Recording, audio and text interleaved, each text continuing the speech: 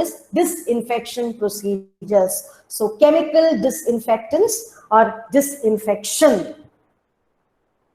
What are the ideal characteristics of a disinfectant or an antiseptic solution?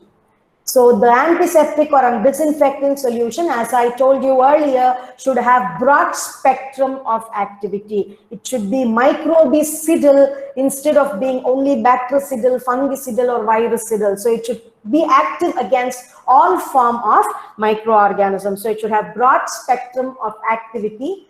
It should be active in the presence of organic matter. Even though organic matter is present, it should be active or reactive. It should be effective in acid as well as alkaline media. So it should be active in fluctuation of pH. It should have speedy action, and it should have high penetrating power, and it should not corrode the metals when it is used on them.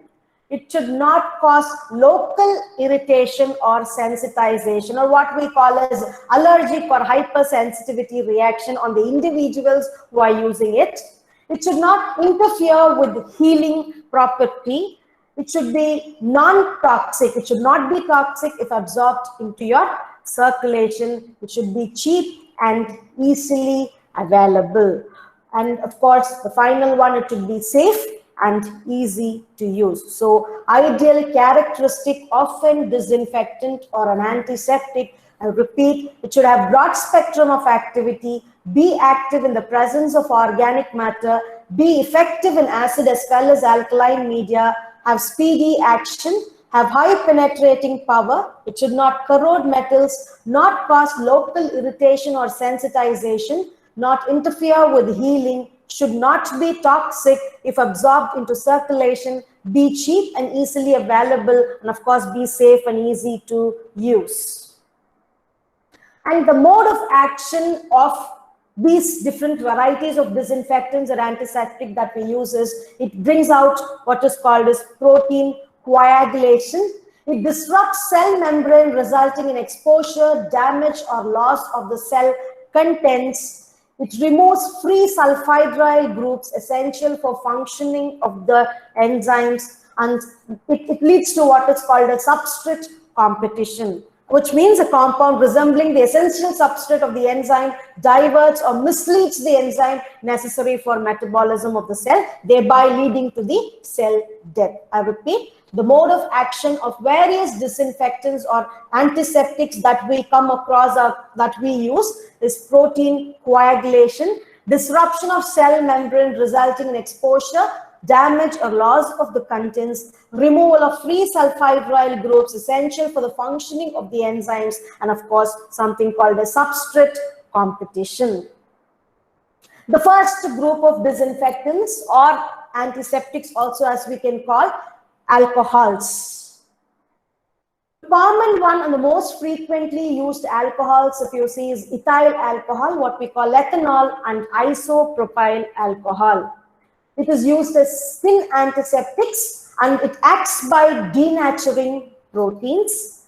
It is effective at a concentration of 60 to 90% in water. And of course, the fungicidal spores can be, if you see the fungicide that we use in the laboratory is methyl alcohol or methanol, and it's used in treating the cabinets, incubators affected by them. So we wipe the cabinets and incubators when we feel it is infected by the fungal spores. So I repeat, alcohols, ethyl alcohol and isopropyl alcohol are the most frequently used. It is used as skin antiseptics and acts by denaturing proteins, effective at a concentration of around 60 to 90% in water. Methyl alcohol is effective against the fungal spores and is used in treating cabinets and incubators affected by them. The second group of agents that we use are the aldehydes. The common one which we use, if you see, is the formaldehyde and glutaraldehyde. Formaldehyde is both bactericidal and sporicidal. 10% formalin containing 0.5% sodium tetraborate is used to sterilize clean metal instrument.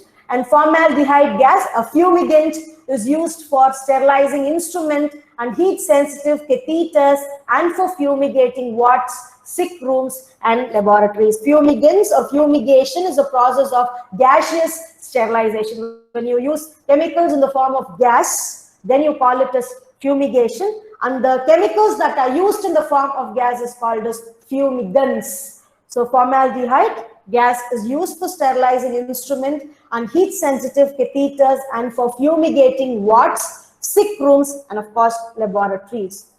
On the other hand, we have glutaraldehyde, which is effective against tubercle bacilli, fungi, and viruses. Microbicidal, again, used for treating corrugated rubber, anesthetic tubes and face masks, plastic endotracheal tubes, metal instruments, and polythene tubings. Most probably, anesthetic instruments, if you see, uses or applies what is called as glutaraldehydes for its disinfection. I'll repeat the slide for you to understand again. Aldehydes. Formaldehyde and glutaraldehyde are commonly used. Formaldehyde is bactericidal and sporicidal.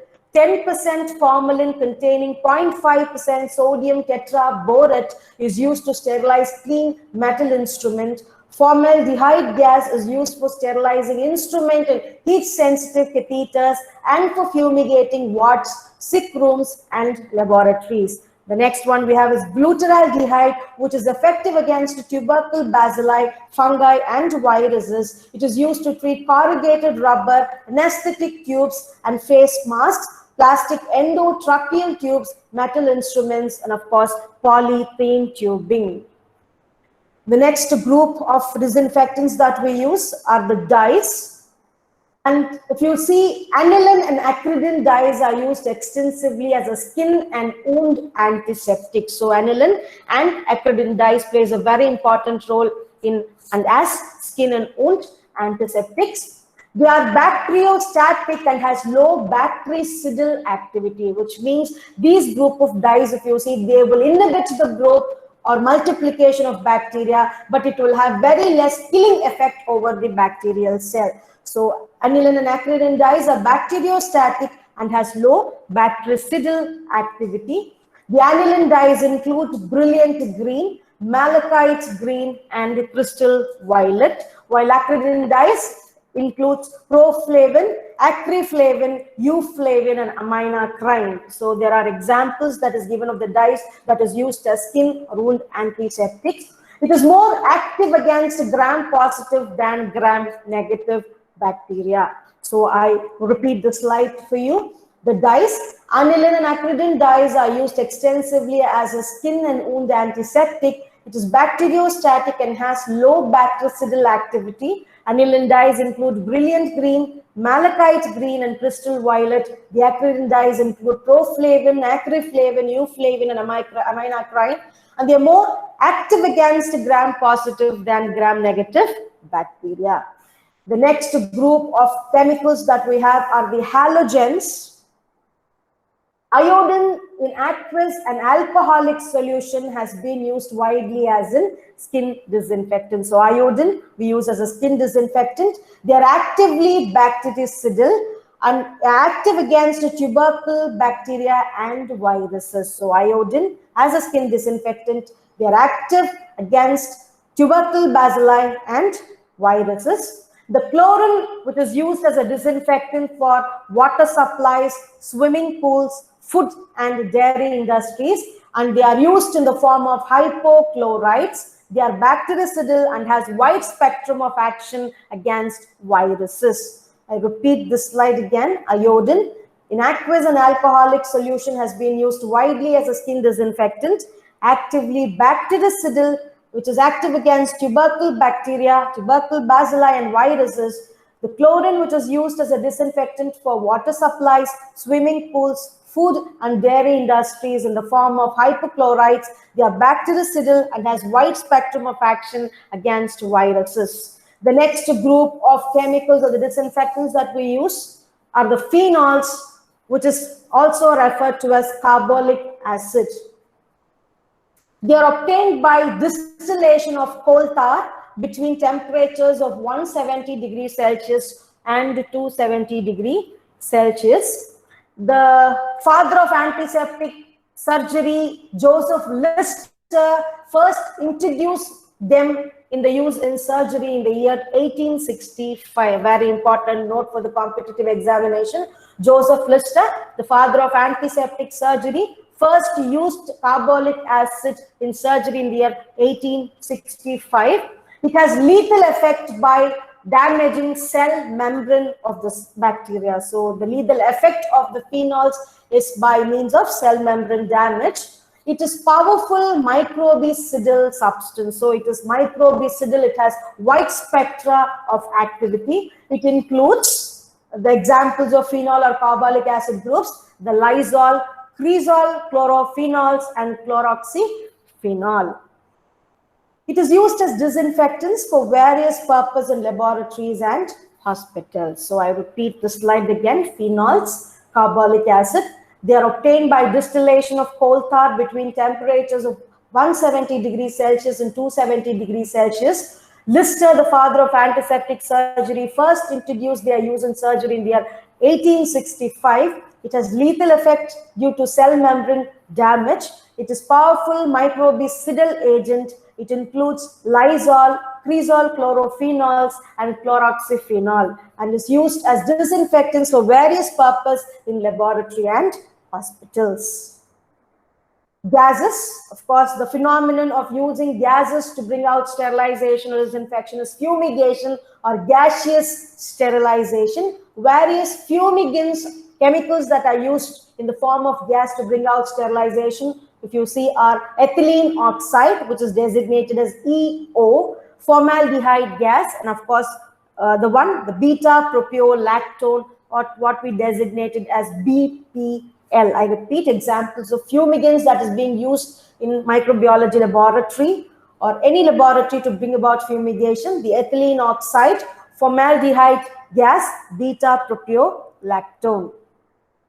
Ethylene oxide, it is a colorless liquid and a highly penetrating gas with a sweet ethereal smell. Ether smell it will have. So it is a colorless liquid, highly penetrating gas form with a sweet ethereal smell.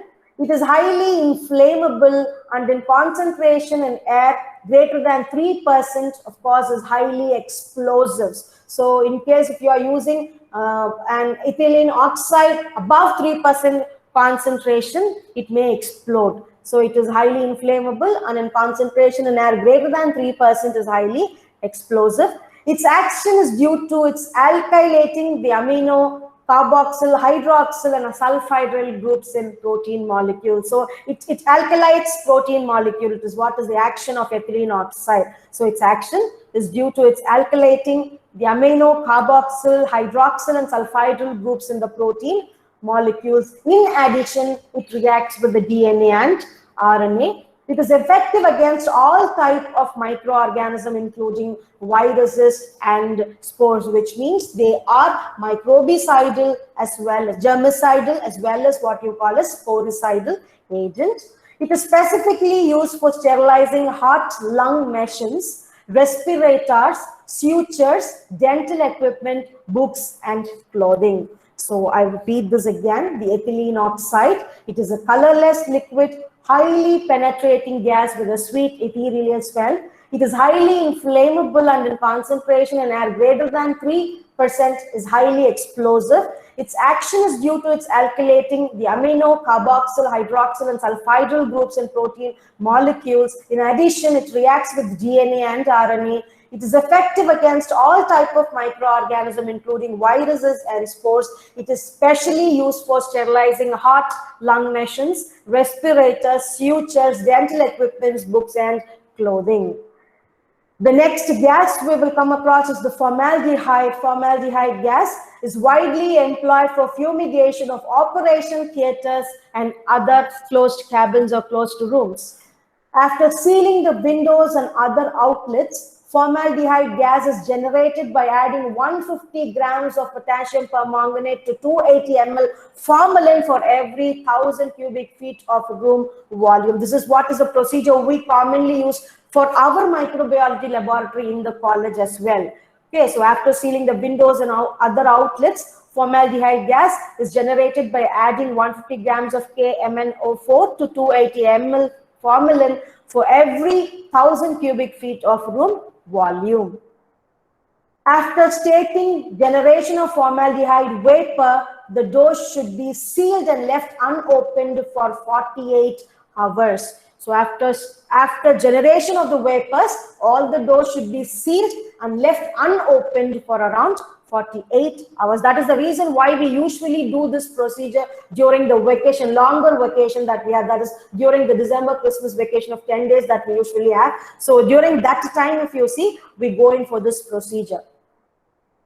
Beta-propiolactone, BPL, has low penetrating power, efficient than formaldehyde for fumigating purposes, has rapid biocidal action, but also carcinogenic. So it kills all forms of life. It is biocidal. I have not mentioned bactericidal. Any form of life, that case, it is biocidal action, is also carcinogenic in nature. For sterilizing biological products, 0.2% BPL, beta-propiolactone, is used. It is capable of killing all microorganisms and it's very effective against viruses. I repeat the slide again.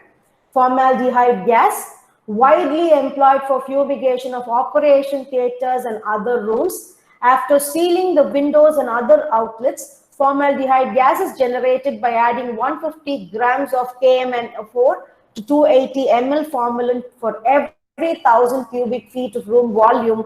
After stating generation of formaldehyde vapors, the doors should be sealed and left unopened for 48 hours. The next one we have is beta-propiolactone, BPL, has low penetrating power, efficient than formaldehyde for fumigating purpose, has rapid biocidal action but also carcinogenic. For sterilizing biological products, 0.2% BPL is used. It is capable of killing all microorganisms and is very effective against viruses. The next group of chemical agents we have are the surface active agents. They are substances which alter energy relationship at interfaces, producing a reduction of surface or interfacial tension, are referred so as surface active agents. So widely used as wetting agents, detergents, and emulsifiers, classified as anionic, cationic, non-ionic, and amphoteric agents. So surface active agents may either be anionic, they may either be cationic, it is non-ionic or amphoteric agent based on the charges. Most important antibacterial agents are the cationic surface agents. It acts on cell membrane. The membrane loses its semi-permeability and the cell proteins are denatured. So cell membranes are semi-permeable membranes. It allows certain particles to enter the cell. So the membrane loses its semi-permeability when surface active agents are used on it. The quaternary ammonium compounds, a wonderful example, acetyl trimethyl ammonium bromide and benzalkonium chloride, a surface active agent. They're active against gram-positive than gram-negative bacteria. I repeat the slide again. Surface active agent. Substances which alter energy relationship at interfaces, producing a reduction of surface or interfacial tension, are referred to as surface active agents. They are widely used as wetting agents, detergents, and emulsifiers, classified as anionic, cationic, non-ionic, and amphoteric agents. Most important antibacterial agents are the cationic surface active agents. They act on cell membrane. Membrane loses its semi-permeability and the cell proteins are denatured.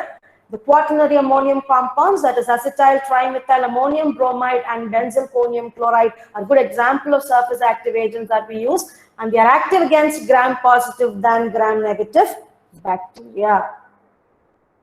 The anionic compound, example that we commonly use are the common soaps that we use, have moderate action. The soaps are prepared from saturated fatty acids such as coconut oil, are more effective against gram-negative bacilli, why those prepared from unsaturated fatty acid like oleic acid have greater action against gram-positive and Neisseria group of organisms. So they may be, the soaps may either be prepared from saturated fatty acid or from unsaturated fatty acid. Example of saturated fatty acid is coconut oil. Unsaturated fatty acid is oleic oil. When it is prepared, when the soap are prepared from the coconut oil, they are more active against gram-negative bacilli, and when they are prepared from unsaturated fatty acid, they have greater action against gram-positive and Neisseria. The amphoteric and ampholytic compounds known as Stego compounds are active against a wide range of gram-positive and gram-negative organisms, and of course some viruses. So amphoteric and ampholytic compounds known as Stego compounds are active against a wide range of gram-positive and gram-negative organisms, including some viruses. The next group of chemical disinfectants that we use are the metallic salts. The salts of silver, copper, and mercury are used as disinfectants. So I repeat, the salts of silver, copper, and mercury are used as disinfectants. They act as coagulating agent of proteins. So they are protein coagulants and have the capacity to combine with free sulfhydryl groups of cell membranes or cell enzymes when used at appropriate concentration. So the action is towards the enzyme. They are protein coagulants, so it will combine with free sulfhydryl group of cell enzymes when it is added at appropriate concentration. So bacteriostatic agent, but they are weak bactericidal agents. So more or like they inhibit the growth or multiplication of bacteria. So I repeat the slide again, the metallic salts. The salts of silver, copper, and mercury are used as disinfectants. They are protein coagulants and have the capacity to combine with free sulfhydryl groups of cell enzymes when used at appropriate concentration. They are more bacteriostatic and weak bactericidal agents. Now, how you will test the efficacy of the chemical disinfectant that you use. So you have to go in for sterility checking of the disinfectant. So sterility testing of the disinfectant is always compared with phenol that was used for the first time as a disinfecting agent, and the test that we employ is the phenol coefficient testing. This method is used for evaluating the effectiveness of the disinfectants that we use, and it is best known disinfectant test. And the test strains that we use for detecting if you see Staphylococcus aureus or Salmonella typhi, 1 gram positive and the gram negative organism are used for testing. Dilution of phenol and experimental disinfectant are inoculated with Staphylococcus aureus and incubated at 20 to 37 degrees Celsius for 2 to 3 days, calculated by dividing dilution of test disinfectant by the dilution of phenol that disinfects under specified conditions. So you will take 2 sets of test tube, 2 rows of test tube. 1 row of test tubes will go with diluting with the experimental disinfectant. The other set of test tubes will go with diluting with the phenol. You will add Staphylococcus aureus culture for both at known concentration. You will incubate it for 37 degrees Celsius for 2 to 3 days. The highest dilution that shows the growth, if you see, is its efficient. So you will divide the tube number that has dilution of an unknown disinfectant with the phenol disinfectant. That is how this test is done. So evaluation of antimicrobial efficacy by phenol coefficient test.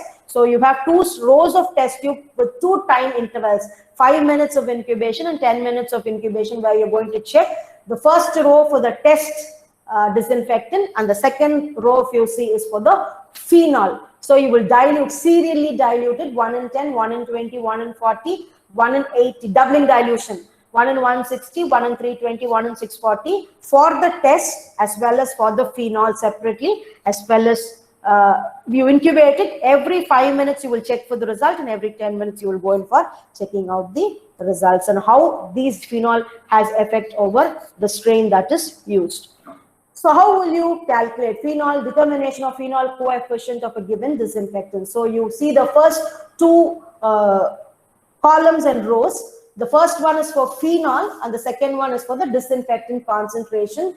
The phenol, if you see, is taken in the concentration 1 in 50, 1 in 60, 70, 80. The second set, 150, 175, 200, 222, 250. They have made their own serial dilution. It's a picture that has been taken from the net. So they have checked out for every 5 minutes, 10 minutes, and 15 minutes. The negative tube tells no growth, the positive tube tells there is growth. Okay, so the phenol coefficient of disinfectant is calculated by highest dilution of disinfectant killing microorganism in 10 minutes but not in 5 minutes, divided by highest dilution of phenol killing microorganism in 10 minutes but not in 5 minutes. So if you go in for the above table, if you see 70 is where in 10 minutes time there is no growth for the test phenol.